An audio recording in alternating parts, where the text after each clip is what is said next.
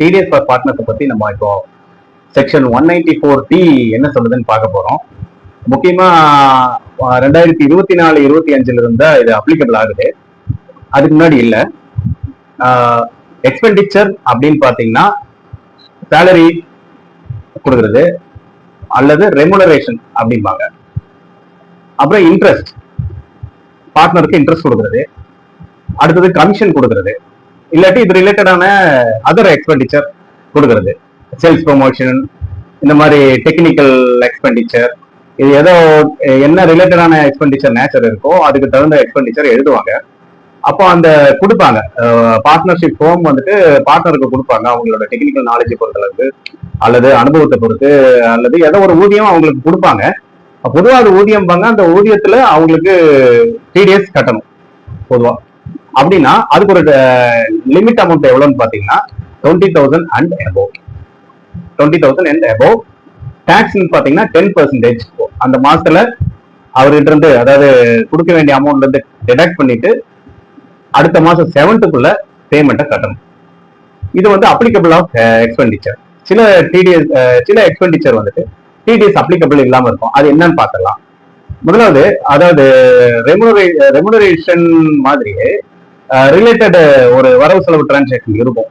ஆனா அது எக்ஸ்பெண்டிச்சரா கருத முடியாது. அது என்னன்னு பாத்தீங்கன்னா repayment of capital. Repayment of capital அப்படின்னா அவர் ஏற்கனவே இன்வெஸ்ட் பண்ண அமௌண்ட்டை திருப்பி கேட்பாரு அல்லது அவருக்கு ஏதோ ஒரு அர்ஜென்ட் சிச்சுவேஷன்ல கொடுப்பாங்க. அந்த டைம்ல அந்த பேமெண்ட் வந்து அந்த பேமெண்ட்டுக்கு வந்து டிடிஎஸ் கட்ட வேண்டிய அவசியம் வராது. மெயினா டிடிஎஸ் அவசியமா வராது. அதுக்கு அடுத்ததுன்னு பாத்தீங்கன்னா ரீஇம்பர்ஸ்மெண்ட் ஆஃப் எக்ஸ்பெண்டிச்சர். ஒரு ஃபேமுக்கு வேண்டி ஒரு அர்ஜென்ட் செலவு நடக்குது, இவர் பேர் பண்றாரு, ஒரு எக்ஸ்பெண்டிச்சரை ஒரு பார்ட்னர் வந்து பேர் பண்றாரு. அந்த பேர் பண்ற டைம்ல என்ன நடக்குதுன்னு பாத்தீங்கன்னா அந்த பில்லை வந்து ஃபேம்லயே கொடுத்து அந்த அமௌண்ட்டை ரெக்கவர் பண்ணிக்கிறாரு. அதுக்கு பேர் ரீஇம்பர்ஸ்மெண்ட் ஆஃப் எக்ஸ்பெண்டிச்சர். ஸோ இது வந்து ஃபேம் வந்து பார்ட்னருக்கு கொடுக்குற மாதிரி செலவு எழுத முடியாது. ஏன்னா பார்ட்னர் செலவு பண்ணி பார்ட்னர் திரும்ப வாங்கிக்கிறார். அதனால அந்த எக்ஸ்பெண்டிச்சர் அவருக்கு ட்ரீட் ஆகாது. அதனால அவருக்கு டிடிஎஸ் கொடுக்க வேண்டிய அவசியம் இல்லை. அடுத்தது பாத்தீங்கன்னா share of profit. Share of ப்ராஃபிட்டை பொறுத்தளவுக்கு எக்ஸம்ட் இன்கம் டாக்ஸ்ல எக்ஸம்டாவே கொடுக்குறாங்க. அப்போ அதனால அந்த டாக்ஸும் அந்த எக்ஸ்பெண்டிச்சரும் அந்த எக்ஸ்பெண்டிச்சருக்கும், அதாவது அந்த நேச்சர் ஆஃப் பேமெண்ட்டுக்கு, இது எக்ஸ்பெண்டிச்சர் சொல்லக்கூடாது, நேச்சர் ஆஃப் பேமெண்ட் டிடிஎஸ் வந்து அலௌட் இல்லை.